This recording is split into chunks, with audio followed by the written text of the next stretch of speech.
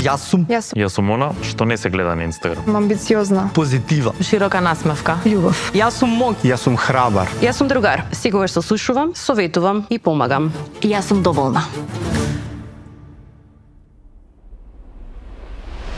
И така како ќе се чувствуваме и негативно, и лошо, и тажно и така натаму, но поентата е што значи ментално здрав. Значи дека јас ќе умеам, односно ние ќе умееме да се носиме со сите тие емоции без истите да ни попречат во секојдневното функционирање и во самиот квалитет на животот. А работам на себе не значи да бидам 24 часа постојано во животот среќна. Работам на себе значи дека свесна сум дека во животот ќе ме се случуваат многу лоши работи, но истите нема да ме спречат да не јас понатаму функционирам, ниту пак ќе ги потеснам емоциите, ниту пак ќе гледам на нив како нешто лошо. Со текот на годините како настанала психотерапијата, сватиле дека е премногу добра за да се користи само каде што има патологија, односно само каде што има болести, па некако сватиле дека е многу добра и за личен раст и развој, дека психологот не е доктор, психотерапевтот може да биде психијатар. Значи не може економски си завршил, а да не си ги довршил овие предмети па да станеш психотерапевт. Значи мора да знаеш, ако ништо друго, личност, психопатологија,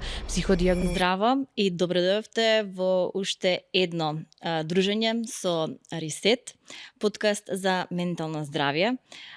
И пред да почнам друштво мое обожавано, морам да ви кажам дека и вас ве следиме и ви ги читаме вашите коментари што ги оставате под YouTube каналот и вака што ни пристигаат на наша адреса. Навистина многу ме радува кога ќе видиме дека навистина допираме до она за кое што сакавме и ни беше целта, тоа е емпатијата или чувствата. Денеска, како и во претходното издание, морам да ги споменам нашите поддржувачи, без кои не би можеле ова да го реализираме, а тоа се Dongfeng, Smart Living, Eastgate, Fashion Group, кои што се погрижа да ме облечат во манго, Студентарија, како и за стайлингот, фризура и шминка, Octay Sadie Hair Studio, F-Stop, Printing МК, Pan It Print, Creative House, М, кои што пак тие се погрижија да имаме денеска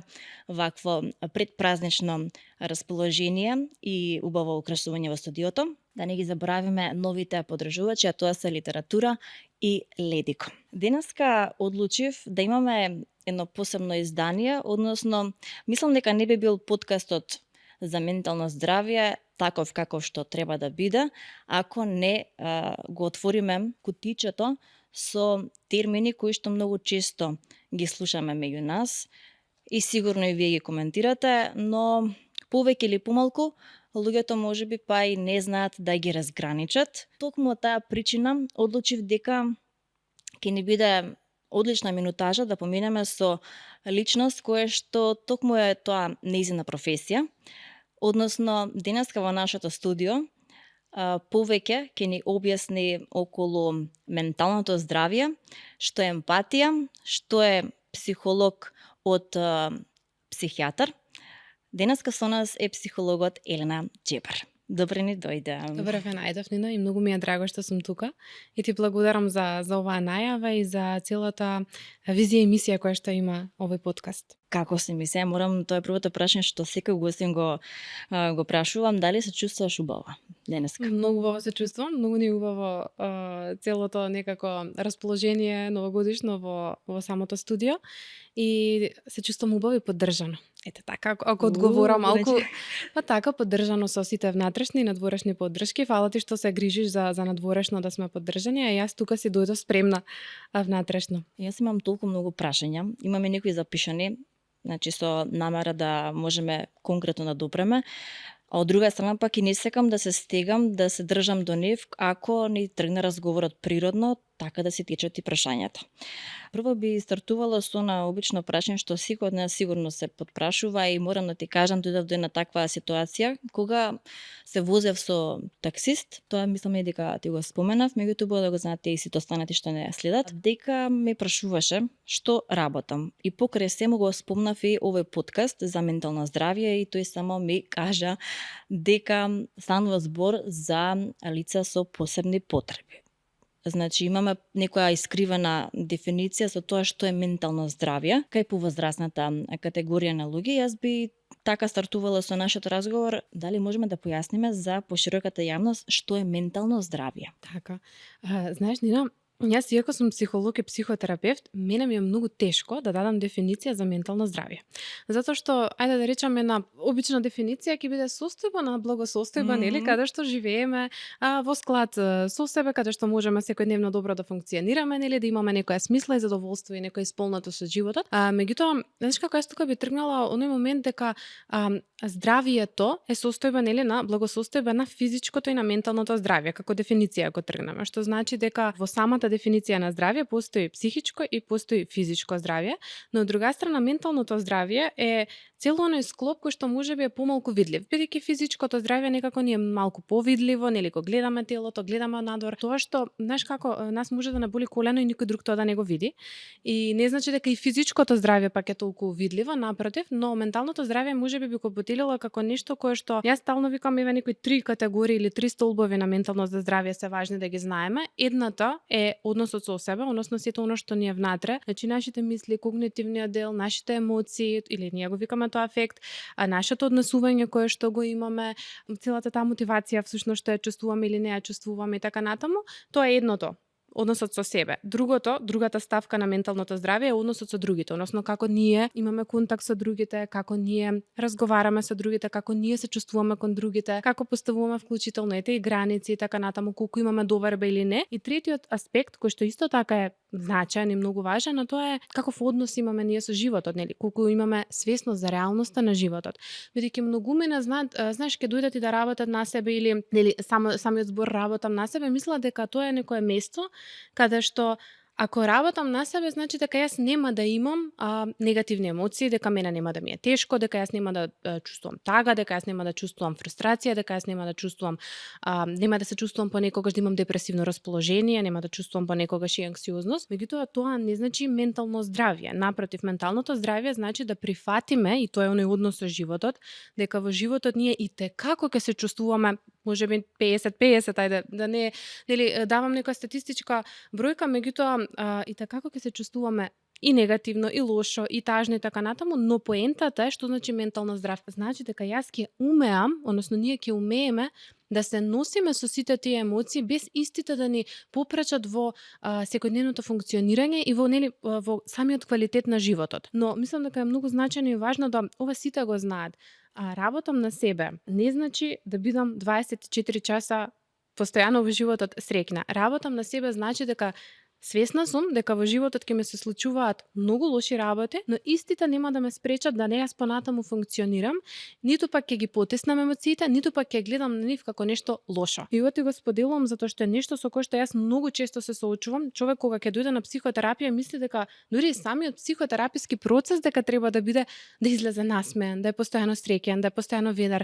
Меѓутоа и работата на себе значи дека и така ќе погледнам во својата болка, во својата тага, во своите несовршености, во своето прифаќање, и тоа е нешто кое што сметам дека е важно и да се зборува, меѓутоа исто така и важно да ги учиме другите луѓе дека животот не е замислен да биде постојано среќен. Точно.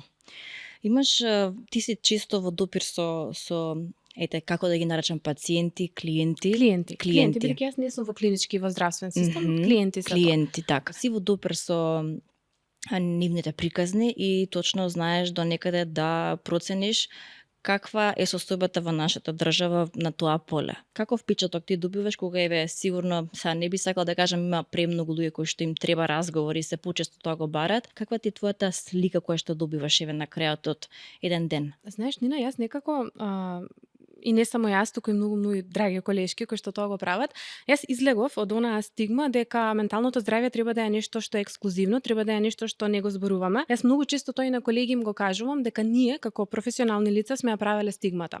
Затоа што и самиот процес каде што сум се едуцирала за психотерапија, каде што сме учеле било нешто како види ја се рекламира или види ја зборува или како ние носиме одговорност кога зборуваме. Тоа е оној моментот на сега знам дека ништо не знам. Колку повеќе знаеш, свесен си за многу перспективи кои што кога нешто ќе кажеш, ќе заборавиш на другата перспектива. И всушност јас кога реков доаѓам поддржана, мојата поддршка не е да прочитам што ќе зборувам, туку само да бидам внимателна, да не испуштам некоја перспектива, а секако ќе ја испуштам некоја перспектива, да не заборавам некој во приказната, затоа што реалноста е дека нели постојат многу различни индивидуални ситуации. Меѓутоа јас кога одлучив да работам негде каде што и всушност дел од мојата визија која што ја имав е сакам психологијата, психотерапијата да ми ја представам на луѓето на лесен јазик. Не да се користам со не знам си какви термини и сакам да биде што е можно подостапна за другите, така што не мора секогаш да е ексклузивно во психотераписки сетинг, не мора секогаш да е ексклузивно во некој нешто да мора да дадат пари. Така јас почнав и да снимам и подкаст и видеа и сам на секаков начин кој што може да е бесплатна содржина за да можат луѓето навистина да најдат некое место и каде што и на македонски јазик и затоа многу сум среќна што имаш што правите ваков подкаст затоа што ова е местото каде што луѓето можат да работат на себе и каде што може да се запознаваат дека има начин кој што можам да го правам и надвор од стручните лица, нели, меѓутоа стручните лица да можат да добијат глас, односно да зборуваат и да кажат, така што е еден поттик што повеќе стручни лица и да каниш и да викаш затоа што во нашата држава има толку многу прекрасни психотерапевти особено, кои што нашата школа во Македонија е многу добра. Но кога тргнав јас да работам, јас одлучив да работам и во групи, со групни програми, некако повеќе да се отворам на лесен јазик и наместо да се користам секогаш со анксиозност, да се користам со некои други зборови кои што се можеби многу некако по-прифатливи за другите и кои што ја тргаат таа стигма, односно човечни. Знаеш, на моментот ме боли душата, па и не морам секогаш точно да знам сега што и како ме боли. Важно дека овде навистина ме боли душата. Така што моето искуство, она кое што јас го живам, моите колешки, ајде да речам и поблизок, меѓутоа и поширок круг, имаат преполни приватни пракси, имаат многу луѓе кои што работат на себе. Јас би рекла дека во Македонија колку што има стигма можеби од постарата генерација, толку и нема. Толку има многу луѓе кои што се отворени да работат на себе. Толку има многу луѓе кои што некако се свесни дека менталното здравје е како е важно, само што можеби во наводници трикот е да не се користиме секогаш со некои сувопарни зборови кои што знаат да звучат страшно, знаат да звучат некако стресно за другата страна. Еве јас конкретно на пример кога да речеме многу често не зборам анксиозност, туку зборам смиреност. Затоа што сакам да повикам дека постои смиреност која што е поларност нели на таа анксиозност и можеш да ја имаш и можеш да ја постигнеш, меѓутоа не секогаш мора да се етикетираш. Бидејќи и конкретно психотерапевтите ние, особено во гешталт терапијата, ние немаме дијагноза. Ние не ставаме дијагностика, пример, тоа во клиничкиот сетинг се прави, мора да се прави. Значи, тоа е веќе една друга, да речам, димензија во работата, меѓутоа во психотерапијата дијагнозата е процесна. Гледаме што се случува меѓу мене и тебе во моментот. Тоа е диалошки, нели, пристап. Гледам што се случува во моментот со клиентот. Како, нели, во моментот се однесува така натаму и на некој начин тоа е како клиентот добива простор да може во некој безбеден простор да го смени оно кое што можеби надвор од тој контекст не успел да го извежба, не успел да го направи. И затоа јас би рекла дека моето искуство е многу позитивно. Барам повеќето луѓе со кои што јас сум во контакт. Меѓутоа тоа јас сум го направила затоа што и можеби сум се ограничила, нели, не велам дека надвор не е така, но од друга страна сметам дека се повеќе треба да сме гласни и да зборуваме за тие теми, затоа што па искуството ми покажало дека луѓе кои што се и многу големи лаици, кои што имале многу, ајде да речам, несвесност за оваа тема, кога ќе им приложиш нешто, кога ќе им кажеш, кога ќе им го објасниш тоа на некој како да кажам, народски јазик, тие знаат повеќе дури за менталното здравје од некој кој што па и многу учел. Затоа што природно човекот има и такако тенденција да знае да влезе во рамнотежа. Знаеш, нашиот организам е направен, ние сме создадени да постојано се враќаме во рамнотежа. И што и да не се случи, и менталното, меѓутоа и физичкото здравје има начин, значи самиот наш организам има начин како да се враќа. Ние тоа го викаме во една саморегулација, организмичка саморегулација, односно да се враќа во рамнотежа. Имаме ние капацитети. Сега кога не можеме да се вратиме сами, кога се случува нешто, XX, нели некои фактори, тогаш може да настане проблем. Мислам дека некако природно си се наметнува прашањето и тоа е сигурно што многу мина и го грешат. Затоа те прашав како вие работите. Која е твојата улога како психолог, која е на психотерапевт или е слично различно и психијатар? Ајде тоа прво вака да го дефинираме. Многу се различни.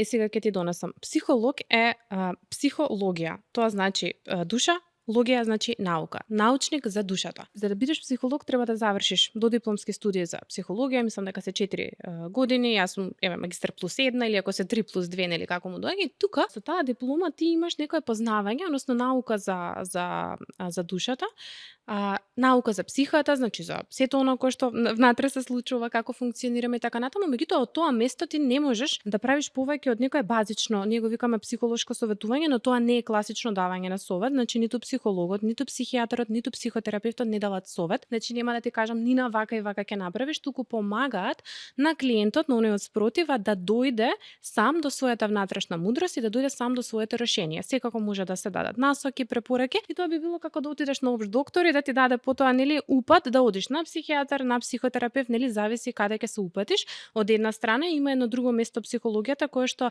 најчесто психолозите доколку одат да се доедуцираат за истражувачка работа, тука се магистарски, докторски така натаму, тие влагаат во истражување и токму психологијата е заслужна за сите овие студии, докажани работи, нели проценти кои што ги слушаме и тоа е на сериозна наука. Значи ние не можеме нели од ракав да си кажеме проценти како прескаш реков јас од ракав ќе кажам 50-50, меѓутоа тоа е една сериозна наука каде што се истражуваат луѓе, човечкото однесување, емоциите, значи што е она што е причина, што е последица, што е поврзано и така натаму, тоа го прават повеќе психолозите. Психотерапевтите може да бидат психолози, може да бидат и психијатри. Тоа е една посебна едукација која што најчесто трае 4 плюс години. Многу често сега во модерно време се пишуваат терапевт, завршиле курс, нешто кратко, тоа не е психотерапевт и затоа секогаш викам барете бројна лиценца, истражете кога се упатувате некаде доколку имате реален проблем, затоа што сега можеш да станеш терапевт за $10. Мислам баш тоа не е терапевт.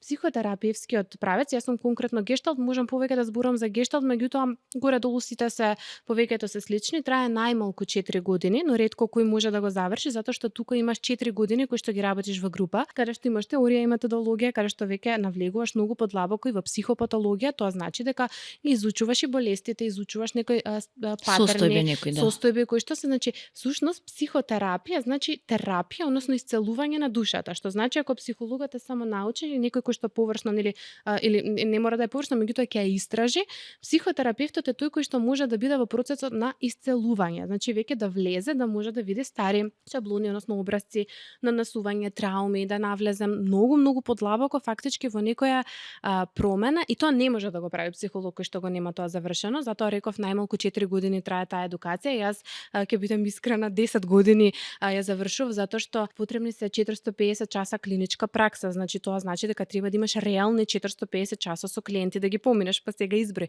280, не знам 90 семинари дополнителни кои што ги поминуваш, алтернативни правци други кои што ги завршуваш, да речеме јас од телесна, од трансакцијска анализа, когнитивно бихевиорална, значи има различни правци кои што се изучуваат, што е многу значајно и затоа викам психотерапијата, психотерапевтот е можеби најдлабински влага во ова и е многу значајна и важна за веќе исцелување на нели било какви болести. Но со текот на годините како настанала психотерапијата, сватиле дека е премногу добра за да се користи само каде што има патологија, односно само каде што има болести, па некако сватиле дека е многу добра и за личен раст и развој, дека е многу добра за подигнување на квалитет на живот, така што денес не се користи само во клинички сетинг, во здравствен систем, само доколку имаш проблем некаков нели поголем со некое сериозно депресивно расстройство или анксиозно расстройство, туку се користи веќе и за луѓе кои што немаат никакво нарушување, но имаат потреба да работат на личен раст и развој.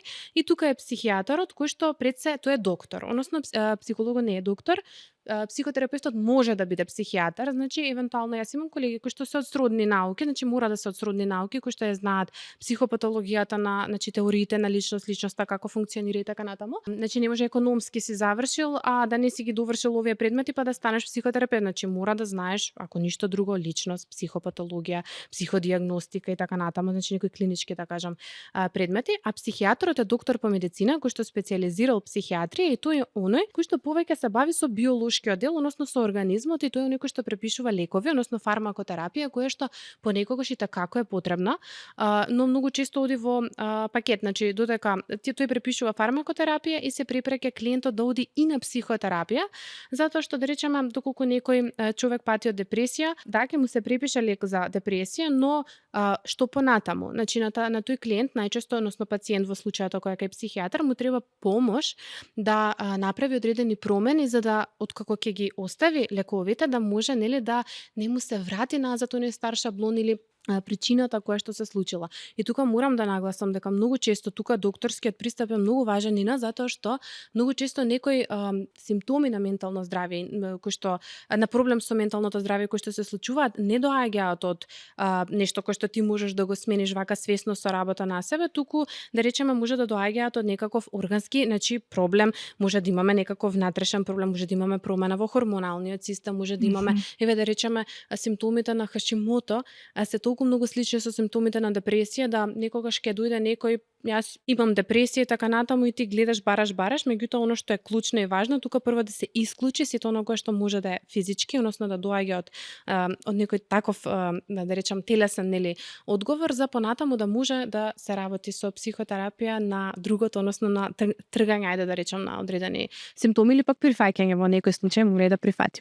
И јас морам да бидам искрена и да ти кажам дека вака меѓу друштвата во кои што сум се движела и се уште постои тоа чувство дека ако кажеш дека одиш на психолог или барем се советуваш зошто ти е тоа потребно, со што ти сега се сочуваш, нели, и мал милион такви прашања. Меѓутоа, дали на еден човек му е потребен вистински пријател во својот живот, нели, некогаш и постарите знаат да кажат треба да имаш еден човек на кој што ќе може да те сослуша, да ти биде тука, нели, за добро, за лошо, наспроти тоа да ти си побараш сега од странно лице нели совет за твоите животни предизвици. Што до некаде, барем јас мислам, поправиме ако грешам, кога сме некако така барем чувствувам, кога сме подалеку од емоциите, некогаш од луѓето што се околу нас, кога трето лице гледа од страна некаков животен твој предизвик, можеби подобро знаат тоа да го разпознае, да го реши како проблем, да ти го најде решението, што знам. Па знаеш како,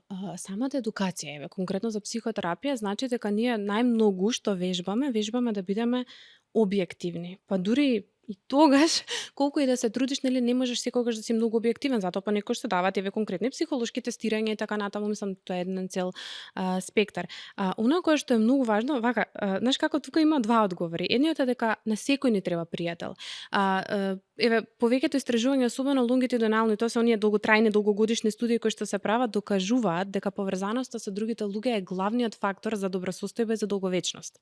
Значи ти колку и да се нели во ред, секако и другите имаат тука влијание во смисол здравиот начин на исхрана, физичката активност и така натаму, меѓутоа оно што е клучно и што е најважно е здравата поврзаност. Ние мора да се поврзуваме, ние сме предодредени за поврзување, ниеден човек сам, знаеш како за себе не може да функционира. И најчесто всушност и цела таа осаменост или повеќето проблеми со кои што се соочуваме е токму губење на тие поддршки на луѓето околу нас. И затоа еден добар пријател може во некои ситуации како да не поддржи, да не биде нели помош, да не сослуша, да биде тука за нас, но не во секоја. Затоа што да речеме тој пријател прво е многу важно и колку е емоционално писмен, не само колку е емоционално интелигентен. Ние може да ги знаеме емоциите. Тоа е како да знаеш како емоционална интелигенција, како да ја знаеш азбуката. Ама дали знаеш да пишуваш и дали знаеш да ги споиш сите тие реченици. Емоционалната писменост е нешто кое што е многу важно и кое што ние не сме имале каде да го научиме и немаме ни на каде да го научиме. И затоа и постои веројатно една Сигурно, од причините поради кои постои нашата професија е токму таа, да можеме и да му помогнеме на народот да стане емоционално писмен. Односно, што значи тоа? Да можеш и да ја препознаеш емоцијата што ја чувствуваш, меѓутоа и да се справиш со неа. Да не бегаш од стресот, туку да научиш како да се справиш со стресот. Значи, многу луѓе, затоа и кажав на почетокот, ќе избегаат од стресна ситуација. Сега пријателот колку може да биде објективен? Колку може еден пријател објективно да ти каже доколку те види дека некаде грешиш? Многу често толку многу не сакаат блиските луѓе околу нас што нема никогаш да го вперат знаеш како прстот во нас да не речат чекај малку, Нина, застани. Слушај, тука јас мислам дека правиш грешка. Ова не е добро за тебе или размисли дали е добро за тебе. Кај стручно лице тоа ќе го добиеш, затоа што стручното лице има сам сет на прашања, тоа се различни техники и така натаму, самиот однос кој што се случува каде што ти ќе можеш да погледнеш каде и ти си оној кој што е лош за другата страна. Ова морам да го нагласам, затоа што знаеш како сега во модерно време работата на себе знае отиде во некој екстрем Ја работам на себе, јас сум најпаметна, јас знам се. И сите други ни се криви. И многу ретко се враќаме и го вперуваме прстот назад во себе, чека да видам каде јас сум одговорна за ова што ми се случува, каде јас не сум поставила граница. Поставив граница и се изнаразвикав на мајка ми и тресна врата и реков да не си ми влегла. Тоа не е граница. Знаеш, тоа е веќе некој агресивен, поагресивен однос кој што го носиме. Па, знаеш како, не мора да го наречам тригер, него тоа е поагресивно однесување, има попасивно, каде што се повлекуваме, каде што па и никако не реагираме. Меѓутоа, поентата е, конкретно, ако ја земам граници како пример, кога ќе ми го донесат, пошто многу работам со таа тема, тоа не е граница. Границата не е тука за да го промени другиот. Не е граница, ако ти кажам, Нина, стани од таму. Граница може да биде, Нина, ако ти не станеш од таму, јас ќе станам и ќе се заменам. Пример, или немој да ме викаш. Ние не може, граница не е да му кажам на другиот што да направи, да се промени другиот. Граница е ние да се промениме во контакт со другиот, односно што е што ние ќе го превземеме доколку другиот не престане да го прави истото. И ова е нешто кое што кога доаѓа од стручно лице ќе ти го објасни вака како што јас сега го донесов, нели, не е граница да го промениш другиот, не е граница да му дадеш ултиматум, да му се заканиш, туку јас што е што ќе го преземам доколку ситуацијата не се промени. Меѓутоа, многу лаици кои што зборуваат за менталното здравје, што пак ќе кажам, многу е важно и добро да се зборува за менталното здравје. Но кога се зборува за менталното здравје, многу треба да бидеме внимателни, да не се прецениме, ама и да не се подцениме. Знаеш, оној моментот на да не подцениме, на сите ни е тешко, меѓутоа да не прецениме дека па сите ние сме нешто болни, паѓаме во депресија, имаме анксиозност, зашто тука има разлика меѓу расположение и сериозна состојба, односно болест долготрајна која што и така бара третман. Знаеш, моментот на ако јас сум тажна, 1 ден, 2 дена, 3 дена и си поплачам, тоа не значи дека јас имам депресија. Ама некоја таму што ме слуша, затоа викам, тука е многу, знаеш како, нож со двеоштрици, затоа што ако некоја ме слуша кој што е во вистинска депресија и кој што не може да стане од кревет и кој што не функционира добро и кој што се чувствува толку многу слаба, кога ќе слушне дека па еве на сите има тешко и има депресија, тоа не е депресија, само има депресивно расположение, кое што е природно. Рок на траење, имаме. колку трае? Трае кратко, може да трае неколку дена, нели, боже мој, зависи што се случило, сега си има поголема загуба, ќе трае подолго. Меѓутоа ние сите во текот на денот имаме промена на расположение, тоа е нормално. Знаеш, чисто ќе излезе некој рил или ќе видам нешто, моето расположение како се менува. Сечие расположение така се менува. Тоа е многу нормално, тоа е многу природен тек на животот. И знаеш како? Ако од спротива ме слуша некоја која што има депресија, сериозна депресија, која што може да е клиничка депресија, која што може има и суицидални мисли и не дај Боже може да заврши фатално, таа може да се обесхрабри ако нели, личноста од страна не кажа, јас ја решив така што отидов на психолог, психотерапевт, психијатар и така натаму. Зошто ова ти го споделувам? Затоа што понекогаш многу е важно, и тоа е она, ја што викам, работата веројатно на психолозите е да ги потекнуваме другите да се користат со критичко размислување. Дали ова е приказна, ја слушам за јас да се охрабрам, дека, окей, не сум сама во ова, не сите луѓе им се случуваат тешки работи и ги надминуваат и можат, ама види, пример, на Нина е било многу тешко и Нина отишла, не пример, сега извините, земам како пример, нели меѓутоа да речеме да, во ред, не е диагностицирана од професионално лице, она не се само диагностицирала затоа што видела 3 TikTok видеа, па еве имам ADHD, нели? А на пример, туку била, знае и кажува, препраќа, одев на психотерапија. И тоа многу го ценам, многу луѓе тоа го прават во денешно време, особено во нашата држава, и јас сум како баш на браво, затоа што многу луѓе кажуваат, ми беше тешко, работев со психотерапевт, ми беше тешко, работев со фитнес тренер, нели, не мора конкретно да е за ментално здравје или терапевт, каде што препраќаат всушност онаму каде што треба, затоа што ние може да се инспирираме од другите луѓе, ние може да слушнеме, може да се поттикнеме, може да се мотивираме, ама не може да се исцелиме. Исцелувањето е индивидуален процес, затоа што ние сме сите индивидуално различни, значи доаѓаме од различен систем, различни мајка и татка, различни баба и дедо или така натаму, различни трансгенерацијски трауми кои што се случиле, различен контекст на живење, самиот контекст е многу важен. Имаме различно ниво на поддршка во моментот, различен, нели, биохемиски процеси кои што ни се случуваат во нас и затоа е, знаеш како, од една страна многу убаво да се зборува и да сме гласни на тие теми, од друга страна одговорно да се зборува. Значи секогаш да го има оној момент на дисклеймер, не знам како би бил на македонски, некој предупредување, знаеш, типот на ова сум јас и ова е мојата приказна, меѓутоа те поттикнувам, те поддржувам да се тргне стигмата за менталното здравје за да побараш помош доколку ти навистина видиш дека не можеш да функционираш. А како да видиш дека не можеш да функционираш?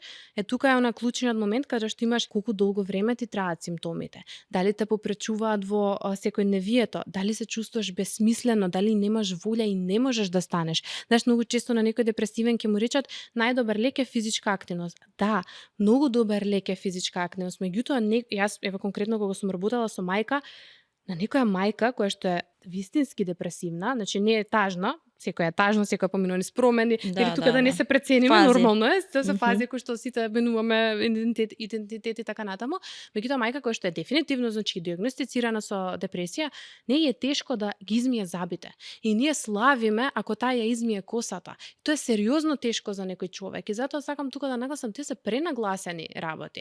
Тоа не е, знаеш, као мене ми беше тешко, па сега јас да, на сите ни е тешко, а оние кои што навистина патат од да речам ако може веќе да се дијагностицира, има таков дел каде што сега ти на некој што му е тешко да измие косата и да ги измие забите, ти му речеш оди трчај. Оди копај, знаеш, порано фати мотика, оди да работиш. Тоа е премногу за нив и тука затоа треба постапност. Да, ќе дојде до тој момент, дај Боже, нели за неколку месеци, години, денови, недели, сега нели зависи кој со каква поддршка доаѓа, меѓутоа ќе дојде до тој момент кога ќе може така да се грижи за себе и да се однесува, но има еден дел, еден период кога е важно некој и да ја во наводници држи неговата болка, да му држи простор, да има безбеден простор каде што ќе може да се отвори, а многу често тој безбеден простор не може да биде пријател, не може да биде партнер, безбеден простор кој што нели некој ќе ја држи болката и ќе биде тука и ќе го гледа како се однесува и што прави и објективно ќе ја гледа сликата, најчесто е стручно тоа лице затоа што е објективно и гледа од мета перспектива. И многу често на терапија не се зазема страна, меѓутоа се носи и другата перспектива. Знаеш, го има оној момент на, чекај, јас стварно сум направила грешка, јас изгледа го навредив овој човек, јас претарав, јас овде сгрешив или јас овде не поставив граници, па нормално нели некој така се однесувал со мене. Морам да ти споделам многу работи ви кажа, за кои што сигурно сакав да кажам уште нешто, ма тоа оставив до крај да се искажеш, бидејќи тоа им треба на гледачите. Ќе ти споделам еден мој личен момент, за кој што, па и од ова гледна точка, перспектива, не знам дали тоа било депресија или не било, меѓутоа сум имала еден предизвик каде што сум се чувствувала дека сум, не би рекла сама, меѓутоа пред предизвик каде што имаш само или, односно. Ако секој полет ти е, пример, не би рекла нарушено, меѓутоа, нели, не ти е баш во баланс, имам предизвик дека ако јас не застанам на две нозе, нели амбициозна сум, доста сакам да работам, и за тоа сето го правиме. Ако јас не застанам на две нозе, нема кој мене да ме спаси, односно спаси. Точно дека имаме и психолог, имаме и родители, имаме нели сестра, брат, кој пријател.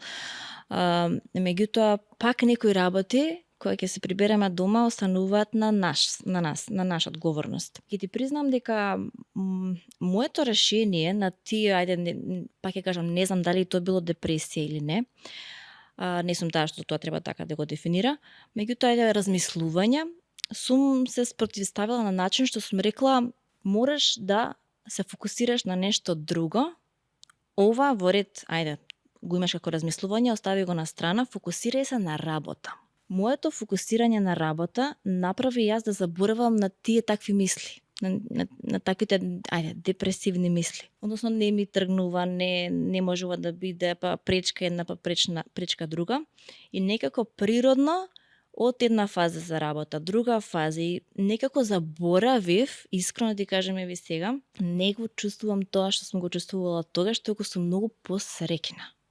Се тоа што е како дефиниција, бидејќи има луѓе, како што ти кажа, дали тоа состојба, дали нели чувство некое моментално, претпоставам некое второто. Знаеш како, штом си излегла брзо, сега види, не смеам и не можам да ти кажам затоа што никогаш не сме имале нели длабинска анализа во тој момент кога се случило тестирање и така натаму.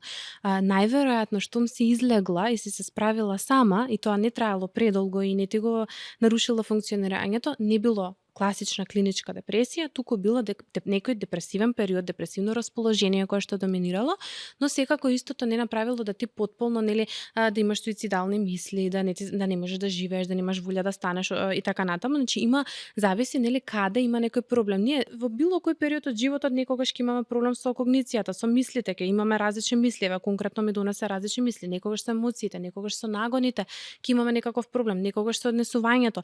Сега знаеш како не може само еден проблем во едно да се земе сам за себе и да се диагностицира. Тука нема да можам да ти кажам што те било. Меѓутоа најверојатно во моментот кога си ја нашла смислата, затоа што понекогаш онаа депресивност која што ја чувствуваме, доаѓа затоа што немаме смисла, немаме визија. Знаеш, во секој живот многу е важно да има некоја смисла, да знае зошто го прави ова. Има еден цитат, ќе го парафразирам затоа што не ми текнува, меѓутоа знаеш во моментот на секоја болка, ако знам зошто е, можам да ја издржам. Секоја тежина, ако знам зошто ја правам, можам да ја издржам. И ние сме многу резилиентни како луѓе. А во моментот претпоставувам кога си ја нашла смислата, низ работата, кога си добила некоја визија, некоја мисија кога во тебе се пробудило, тоа е она кое што ти го подигнало депресивното расположение да ти влезеш во твојата суштина, затоа што депресијата многу често е всушност и болест на немање на смисла, односно на губење на спиритуалноста. Не нужно религиозноста, тука кажувам затоа што не е секој религиозен, спиритуалноста, односно кога ние сме во контакт со нешто и над нас, нешто више од нас, нешто кое што не можеме да го објасниме. Таа силна верба што ја имаме. И многу често искрена ќе бидам со тебе кога некој ќе ми дојде со такви депресивни симптоми и слично. Или му ја барам смислата и визијата, или знам да го препратам доколку е религиозен кај духовно лице. Затоа што вербата, враќање во надежта дека има некој што се грижи за нас. Морам да ти кажам дека и мене тоа исто така ми го донесе мирот. Да. Еве, јас се најжив кога ти го кажувам, меѓутоа така е. Знаеш, некогаш на вистина и сме сами, нема кој да ги заврши работите и тогаш кога окей, сама сум, се потпирам на себе, претешко ми е да го носам овој товар. Другите не може да ми ја дадат таа поддршка во моментот затоа што не можат, не дека не сакаат, значи не можат, едноставно немаат капацитет за тоа и не треба да имаат капацитет за тоа. Тогаш има нешто кое што е божествено, значи без разлика во што се верува и како се верува, може да е универзум, може да е Бог, може да е Аллах, значи не е важно во што кој верува, меѓутоа нешто кое што е над нас и кое што не штити и кое што знаеме дека е тука. И тоа е некој многу голем лек и мислам дека е многу важно да се сподели. И затоа, Нина, многу често и мотивацијски говорници знаат да помогнат кај многу личности кои што не патат од некоја ментално расстройство и слично, затоа што даваат храброст, даваат оној кураж, знаеш, ке ти го дадат дека можеш, ветер во грб и така натаму. Да. Ама, ако постои во позадина некоја поголема траума, тоа е најчесто долготрајно и таман цп, знаеш, ке трнат, ке дојдат до некој успех, пак ќе паднат. Ке се појави некој саботир кој што ќе ги врати назад. И најверојатно ако види некој дека не може понатаму, дека нешто го враќа назад, тогаш е добро да погледна со доколку може, нели, со стручно лице за да види окей, кој е овој саботир што постојано ме враќа назад. Еве успевам пример, одам, работам и така натаму, меѓутоа сепак го немам задоволството. Тогаш се работи и се чепка назад и се гледа и трансгенерацијски да се види што се случувало и начинот на воспитување и така натаму, што секако не значи дека тоа треба да биде оправдување, па сега јас сум таква и мене тоа ми се случило и таква ќе си останам. Напротив, психотерапијата е терапија на одговорност, а тоа значи дека ти имаш можност кога ќе погледнеш во себе, ќе видиш што ти се случило, ќе се налутиш малку на мама, на тато, ќе се налутиш малку на животот, ќе се налутиш малку на судбината, ќе поплачеш, ќе истажиш и така натаму, се додека не дојде еден момент кога ќе се повикаш на одговорност и што понатаму. Значи што е оно кое што јас сум сега одговорна да го направам и да го променам во мојот живот, затоа што јас сега го имам или ако го немам ќе го стекнам капацитетот и квалитетот, нели, да можам да се поддржам. И еден дел кој што е многу тежок, ама постои, да прифатам доколку нешто не може да се промени. Мислам дека најтешко за мене да отпуштам. Да отпуштам.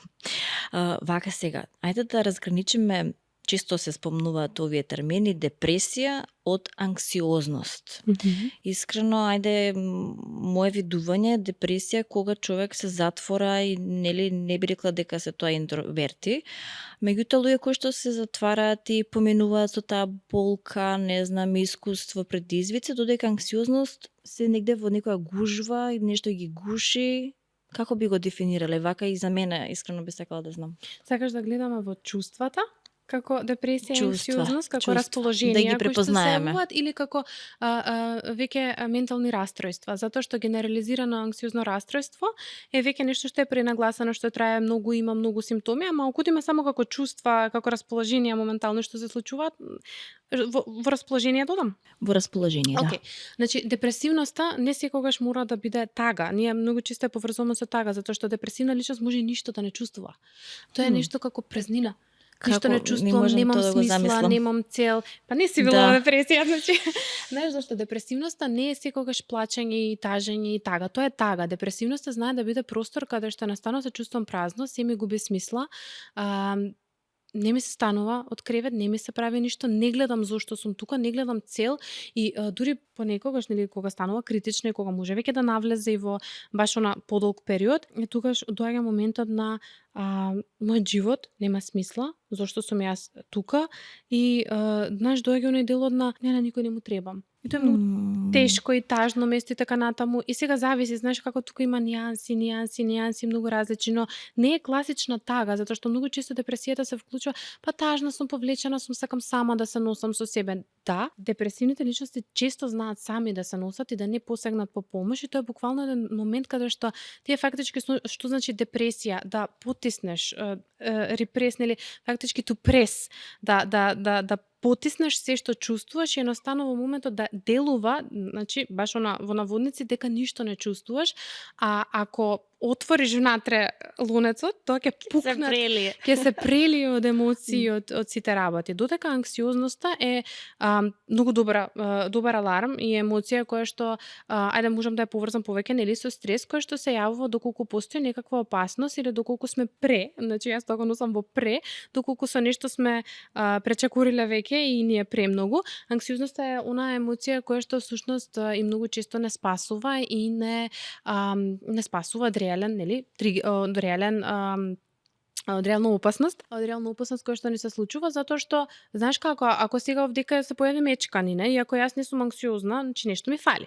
Ама ако тука се појави мечка и јас станам анксиозна, се исплашам и се потресам и срцето почна нели многу да ми чука, тоа е значи дека организмот добро ми работи и дека во моментот ме подготвува да избегам. Сега кога е проблематична анксиозноста во секојдневниот живот?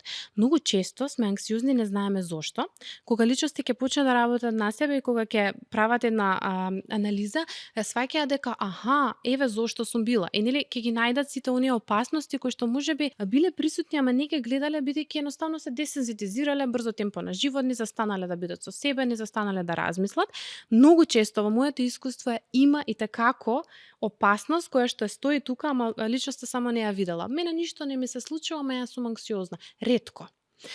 И има еден друг момент кога анксиозноста, односно самото чувство ќе заглави од нешто во минатото што се случило, па целиот систем заглавил со таа емоција.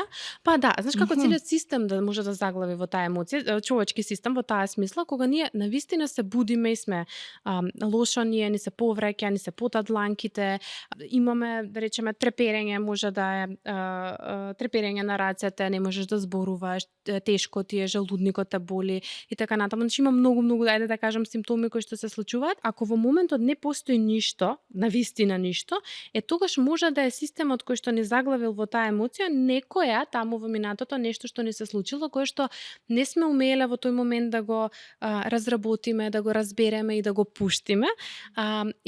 Тука се најчесто после тоа се случува она анксиозно, нели, растројство кога веќе преминува. Но анксиозноста и депресијата се емоции кои што се во служба, кои што треба да ги имаме, само што е лошо кога ни го попречуваат секојдневието, односно кога не ги пуштаме да течат на нас и да видиме која е нивната функција во моментот, затоа што па не знаеш како во ова брзо темпо на живот понекогаш е и добро, нели, да се повлечеш, да бидеш во интроспекција, да не чувствуваш многу за да издржиш некој тежок период, но што е важно, кога ќе помине тој тежок период, да си дадеш дозвола да го исчувствуваш, да го исплачеш, да го истагуваш или па да се изнарадуваш, да се изнауживаш, да си прославиш сето оно кое што некогаш си го притиснал. Имам толку многу да те прашувам. Ја мислам дека ќе прегазиме преку минутажата, меѓутоа ќе сакам да искоментираме само уште една работа. Ти ветувам дека повторно ќе се видиме во студиото и ќе ми раскажеш уште толку многу лекции за кои што еве патам анксиозноста не ми е нешто многу позната, меѓутоа сум отворена да научам, ако ништо друго за себе, барем за некој околу мене ако ја има, да можам да ја препознам. Ќе ти споделам еден момент од 2020 година, впрочем тогаш беше и пандемијата. Се соочив со едно искуство, тогаш во една телевизија, односно ќе кажеме, тогаш беше бекстејдж, и водевме од дома да се вклучиме лайв на Инстаграм. Ова сега да ти го кажам дека досега воопшто не ми се случило, меѓутоа ми беше прво искуство и не знам како да се носам. Точно дека одреден дел од мојот живот тие коментари никогаш влијаеле, сега воопшто, меѓутоа не сум знала дека можеби ми се насобрале на едно купче. Во тој период кога јас требаше да водам интервју, нели, во живо да се вклучам, со мислам дека некој од јавните личности беше, јас пред еден час, значи час пред да се вклучам лайв, јас чувствувам срцебиење. И ти анксиозноста како чувство? Ништо не знам што е ова.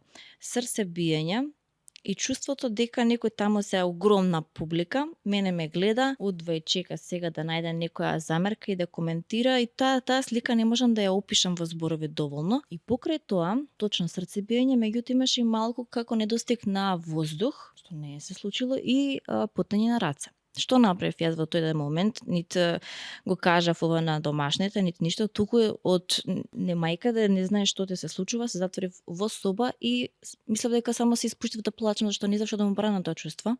Како страф, еве така да го дефинираме. Помина како ништо да не би било, го исплакав тоа и јас се вратив точно пред камера. И си рекам, ајде рец, па ништо не ми е гајле, кој што сака не... Сама на себе тренинг, прв пат тоа ми се случило, еви денеска се вклучуваме, јас изборувам нормално, ништо не ми е, меѓутоа ете тогаш такво нешто се случи, што ми беше прво искуство. Супер. Па еве го тоа што го кажам, што е нормално, нели ти немаш доволно поддршка, правиш нешто прв пат. И тоа е анксиозноста, немам доволно поддршка, ми фали тоа поддршка. Тоа е како дефиниција за анксиозност. Па, види, како анксиозноста како во моменталното чувство кое што се јавува. Значи не влегувам веќе во дијагностика, затоа што кога е дијагностика треба да трае подолг период. Конкретно доколку некој вака се чувствува 3 месеци, 6 месеци, тогаш станува збор за најверојатно за генерализирано анксиозно расстройство. И тоа е разликата. Да некаде видиме дека сите се соочуваме со овие работи, меѓутоа доколку имаме капацитети да се носиме со нив, да ги надминуваме и може да истражуваме, еве некој ќе слушне, па супер, па чекај да си дадам дозвола да се исплачам во тој момент, да не се исплачам дека е крај на светот. Паничниот напад има и една друга димензија. Сега многу да не го пробиеме нели времето, меѓутоа паничниот напад најчесто нема тригер во моментот и најчесто е нешто што е како губење на подлогата, ние тоа го викаме, и е нешто што е старо, што не мора да значи, меѓутоа е нешто кое што многу не се соочуваат, но доколку ги имаш подолг период, доколку се случуваат репетитивно, те попречуваат во секој, доколку ти не си можела после да се вклучиш на емисија и така натаму, тогаш е моментот кога окей, ова е нешто кое што може и го немаат сите во овој момент, или има луѓе кои што не знаат како да се справат. Тие луѓе треба да го најдат одговорот во тој случај со индивидуално со стручно лице. Друг некој може да се инспирира, да слушна, да си даде дозвола да се исплаче она што ти во тој момент си го направила и си пуштила. Си дозволила да тече покрај тебе. Јас викам, има еден многу убав трик за смирување, да се тресеш, да продолжиш да се тресеш. Како ти се тресе телото, ти уште повеќе да го тресеш. Не знам дали си ги видела мачиња, кучиња после да не се тресам. Кучиња, мачиња после некој страфик ќе ги видиш вака се тресат. Тоа тресење е природното враќање во рамнотежа. Значи нашето тело има природен начин да се врати во рамнотежа, со пеење, со зборување, со мрдање на рацете, со тресење. Ти се тресеш супер, ти стреси се, кој ќе помине и чувството. Едноставно пушти го да помине низ тебе, да не се стиска. Всушност оној моментот на сите чувства се добродојдени. Единствено можеби нешто кое што не е добродојдено е гневот, бесот кон другиот, нели, да го нападнеме другиот и да му не штетиме на другиот. Меѓутоа сите други чувства се и така добродојдени и сите ги имаме, а ние како емоционално писмени луѓе луѓе, нели, дај Боже, целиме кон тоа, можеме да во одреден период ги стиснеме, ги задржиме, например на работа, сигурно нема се распаднам и да се, нели, утепам од плачење, туку окей, ќе го стиснам тоа, ќе си дадам простор и време кога ќе бидам во друг контекст да можам тоа да го истагувам, да го процесирам. Лена, сакам сега да станам вака, ми доаѓа да те гушнам, да ти кажам едно огромно благодарам што одвои време и дојде и малку ни ги подразјасни работиве од депресија до анксиозност, малку панични напади, што е психолог, што е психотерапевт, па и психијатар. А мислам дека денеска и гледачите научија доста работи, меѓутоа и тоа нека не биде еден потик да размислуваме за самите себе, а и да ни биде мотив. Ете, покана отворена за повторно да се видиме во студио за поконкретна тема, каде што сигурно ќе се разлабучиме, а вака во ова новогодишно студио, со вака новогодишна еуфорија, каква порака би пратила само до гледачите? Па ете, фала ти многу прво што и за поканата и за сето ова, и да ги честитам јас празниците кои што следат, и можеби би им пратила порака да, знаеш како сега празниците знаат да се најубавиот период во животот, кога сме со семејството и кога може да се радуваме, а може да бидат и најтешкиот период кога и не сакаме баш да сме таму каде што сме и ворете да бидете и тажни овој период. Знаеш, еден момент да си дадат дозвола и да тагуваат, а не само дека мора да се цело време срекни. Ете, тоа нека не биде убава порака, за која што сигурно ќе ја отвориме во наредно ведување. До тогаш, драги мои, многу ви благодарам и вам што не следевте од почеток до крај и пред да се одјавиме, јас имам само едно мало подароче од нашите Ледиком. Ова ќе биде за тебе, Елена, ќе ти го подариме на самото завршување. Ви благодарам многу што не следевте и се гледаме со сигурно уште една побогата содржина во наредниот подкаст. Дечки, работете на себе, има време за секој од нас и отпуштете. Се гледаме.